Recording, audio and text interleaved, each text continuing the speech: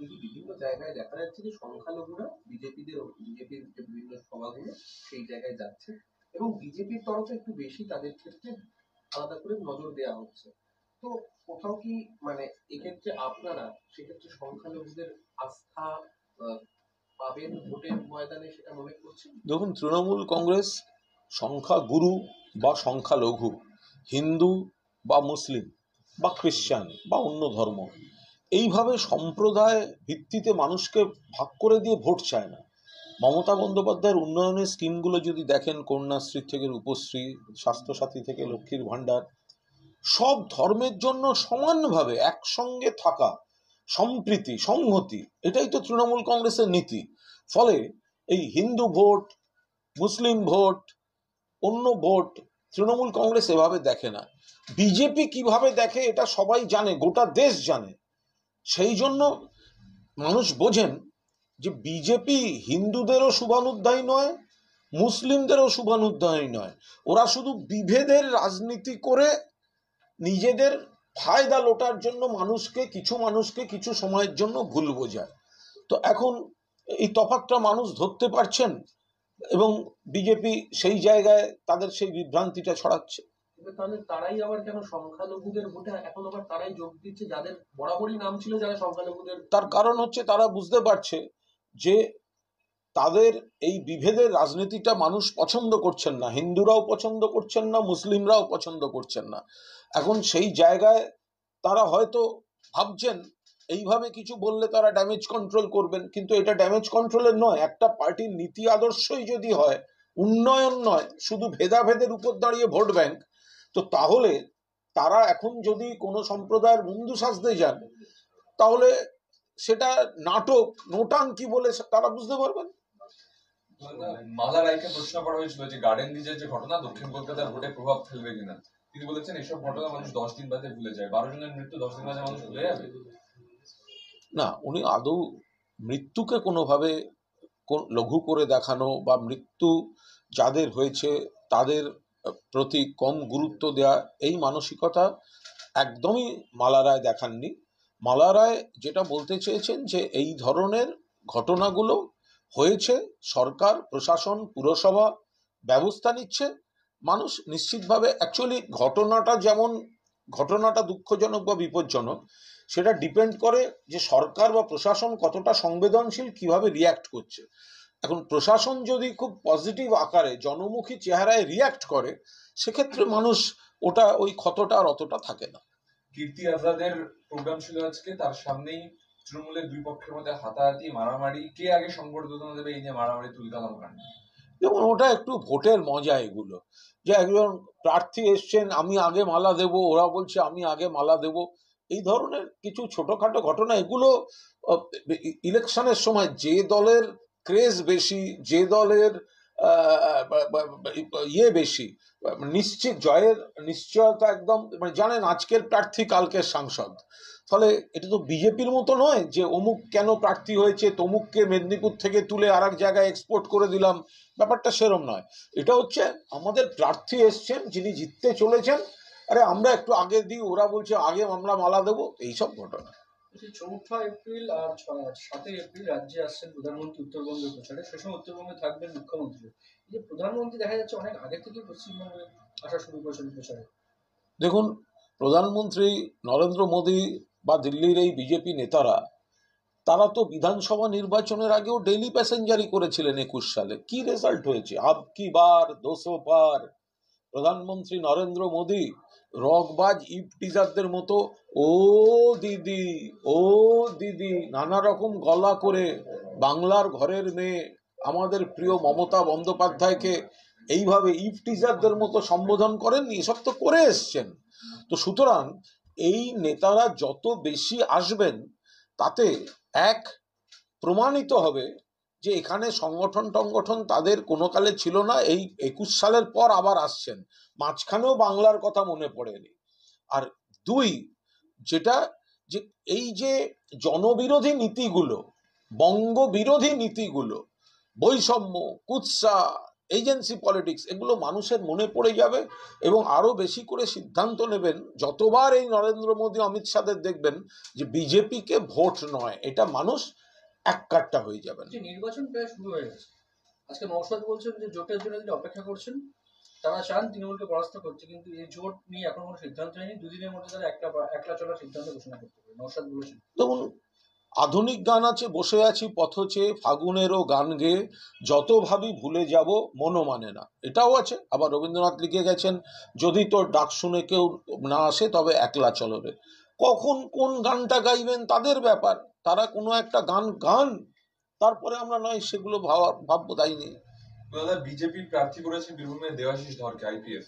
তিনি বলছেন যে 3 বছর ধরে তাকে পুলিশে ব্রাত্য করে রাখা হয়েছিল, চিটফান্ড মামলায় দূর দূর পর্যন্ত তার কোনো যোগাযোগ নেই, তবু তার বিরুদ্ধে মামলা করা হয়েছে। অত্যন্ত দুর্ভাগ্য। দেখুন, প্রথম কথা হচ্ছে বিজেপি প্রার্থী খুঁজে পাচ্ছে না। যদি 42টা সিট দেখেন, এখনো তো সব সিটে ক্যান্ডিডেট দিতে পারেনি, তাহলেও দেখবেন বিজেপির প্রার্থী কোথায়। কেউ তৃণমূল থেকে যাওয়া, কেউ পুলিশ থেকে আসা, কেউ অমুক, তো আদি বিজেপির প্রার্থী এর আগে বিজেপি করেছেন, তো তারা কোথায়, তারা নেই।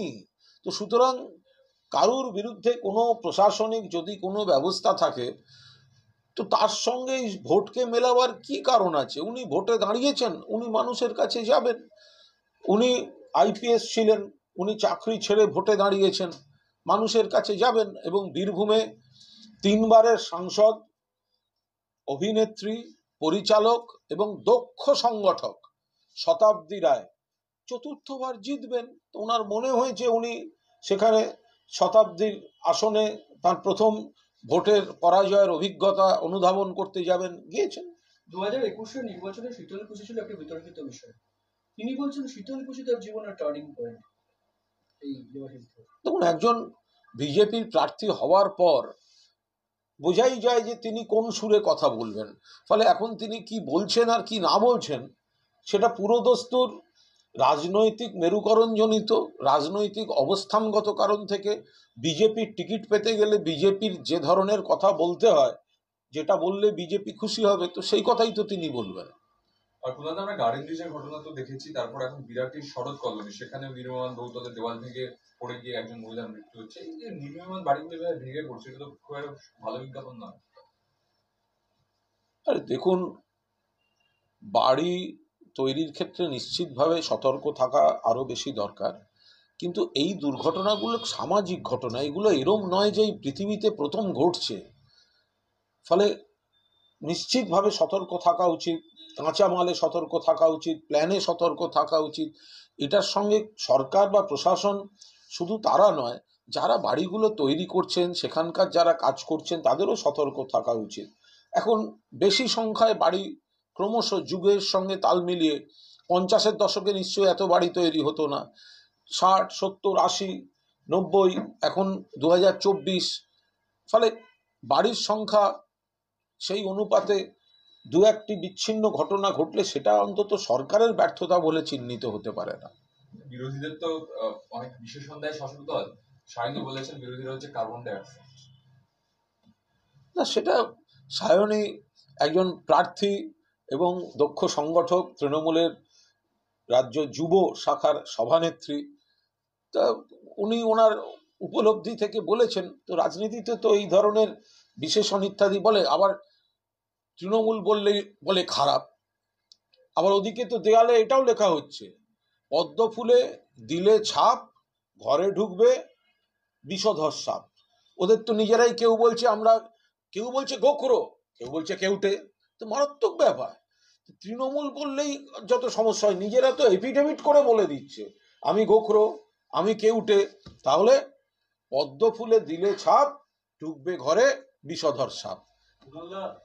আপনাদের বরানগর উপনির্বাচনের যে যিনি প্রার্থী হয়েছেন তাকে কটাক্ষ করে বলা হচ্ছে অ্যাকোয়াটিকা, অরাজনৈতিক একজন প্রার্থী। কে বলেছে? বিজেপি প্রার্থী বলছেন যে সায়ন্তিকা না অ্যাকোয়াটিকা। সায়ন্তিকার বিরুদ্ধে এলাকায় তোলাবাজির কোনো অভিযোগ নেই। সায়ন্তিকা এবং অন্যান্য দলের প্রার্থীদের এফিডেভিট গুলো বেরোলেই দেখা যাবে কার বিরুদ্ধে কি নিয়ে কার কি অভিযোগ আছে। আমি দায়িত্ব নিয়ে বলছি, সায়ন্তিকা নিশ্চয়ই অভিনয় জগৎ থেকে এসেছেন, কিন্তু তিনি একজন দক্ষ সাংগঠনিক কর্মী। বাঁকুড়ার মতো জায়গায় গত লোকসভায় তাকে দল পাঠিয়েছিল, বিধানসভায় বাঁকুড়ায় তিনি লড়তে গেছিলেন, সেখানে অল্পের জন্য জিততে পারেননি, কিন্তু তারপরেও যেভাবে বাঁকুড়ার মানুষের সঙ্গে, সংগঠনের সঙ্গে, কর্মীদের সঙ্গে একের পর এক কর্মসূচি, বাঁকুড়া বিধানসভায় যে সক্রিয় একজন রাজনৈতিক কর্মী, এরকম অনেক হোল টাইমার রাজনীতিবিদকে ওইভাবে দেখা যায় না। ফলে বরানগরে সায়ন্তিকা নিশ্চিতভাবে জিতবে। এক, সায়ন্তিকা শুধু অভিনেত্রী নন, সায়ন্তিকা একজন আদর্শ সমাজকর্মী, দক্ষ সংগঠক, 24 ঘন্টা দলের সঙ্গে থাকেন এবং সায়ন্তিকার বিরুদ্ধে কোনো এলাকায় গুন্ডামি, তোলাবাজি এরকম কোথাও কোনো অভিযোগ নেই। বরানগরে সব প্রার্থীদের এফিডেভিট গুলো বেরোলে মিলিয়ে দেখে নেবেন কার বিরুদ্ধে কি অভিযোগ আছে। আপনি কি নাম না করে বলতে চাইছেন সজল ঘোষের বিরুদ্ধে অভিযোগ? আমি তো কারোর বিরুদ্ধে বলিনি। আমি বলছি যে সায়ন্তিকাকে অযোগ্য বলা হলে আমি বাকি প্রার্থীদের সঙ্গে তুলনা করছি, সে তো কংগ্রেস, সিপিএম, বিজেপি, আর কোন কোন দল সেখানে প্রার্থী দেবেন, সবারটা মিলিয়ে নেবেন, মিলিয়ে দেখবেন এটা স্বচ্ছ ইমেজের প্রার্থী হচ্ছে সায়ন্তিকা। এবং তাকে যদি কেউ, এই যে শতাব্দী রায়, তিনি তো অভিনয় জগৎ থেকে এসেছিলেন, তিনবারের এমপি, চতুর্থবার জিততে চলেছেন, এলাকার মানুষ সবসময় কাছে পাচ্ছেন, সংগঠনের লোকেরা সবসময় কাছে পাচ্ছেন, তো তাহলে তাতে কেউ যদি বিভিন্ন জগৎ থেকে কেউ আসতে পারে, এসে ভালো কাজ করছে কিনা সেটাই তো দেখার। তো সায়ন্তিকা অভিনয় জগৎ থেকে আসার সঙ্গে সঙ্গে তাকে কোনো কোনো মহল থেকে যেভাবে ট্রোল করা হচ্ছে, তাতে এটা প্রমাণিত যে সায়ন্তিকাকে দেখেই অনেকের প্যান্ট হলুদ হয়ে গেছে। আরে সায়ন্তিকা তো সবে নাম ঘোষণা হয়েছে, তাতেই সে অভিনেত্রী, সে অমুক, তাতে কি হয়েছে? যদি ডাক্তার থাকতে পারে, যদি সোনার ব্যবসায়ী বাড়ি ছেড়ে থাকতে পারে, যদি অন্যান্য পেশার মানুষ থাকতে পারে, তাহলে একজন অভিনেত্রী তিনি মানুষের কাজ করতে তিনি ভোটে দাঁড়িয়ে বিধায়ক হতে পারবেন না? শওকত মোল্লা বলছেন দলে থেকে বেআইনি কাজ করলে 4 তারিখের পর সুদে আসলে বুঝে নেব, মানে 4 তারিখ মানে ইলেকশন রেজাল্টের কথা বলছেন, তার আগে কোনো ব্যবস্থা হবে না, ঠিকই তো আছে, নজর টজর রাখবে, তারপর বোধহয় ব্যবস্থা নেবে। ভালো কথা তো, 4 তারিখ অব্দি সবাই যে যা করছে সেগুলো সব পরস্পরের নজর রাখাটা তো ভালো। তার আগে সব হয়তো নন ইস্যুকে ইস্যু করে কি লাভ আছে? ভালো কথা বলেছে। Thank you. ওকে।